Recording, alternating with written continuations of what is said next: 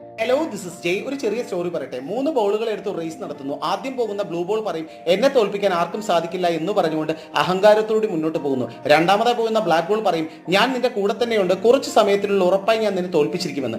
ഈ 2 ബോളുകളും തമ്മിൽ അടികൂടി മുന്നോട്ട് പൊക്കൊണ്ടേയിരിക്കുമ്പോൾ മൂന്നാമത്തെ യെല്ലോ ബോൾ ഒന്നും മിണ്ടാതെ ആരെക്കുറിച്ചും ഒന്നും ചിന്തിക്കാതെ തന്റെ ലക്ഷ്യത്തിലേക്ക് മാത്രം ഫോക്കസ് ചെയ്ത് മുന്നോട്ട് പൊക്കൊണ്ടേയിരിക്കുന്നു.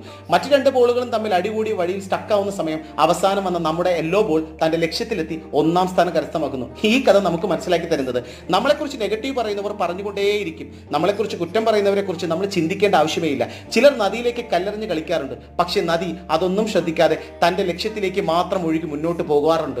ആ നദി പോലെയാണ് നമ്മുടെ ജീവിതവും. നമ്മളെക്കുറിച്ച് കുറ്റം പറയുന്നവരുമുണ്ട്, നമ്മളെക്കുറിച്ച് കളിയാക്കുന്നവരുമുണ്ട്, നമ്മളെക്കുറിച്ച് സപ്പോർട്ട് ചെയ്യുന്നവരുമുണ്ട്.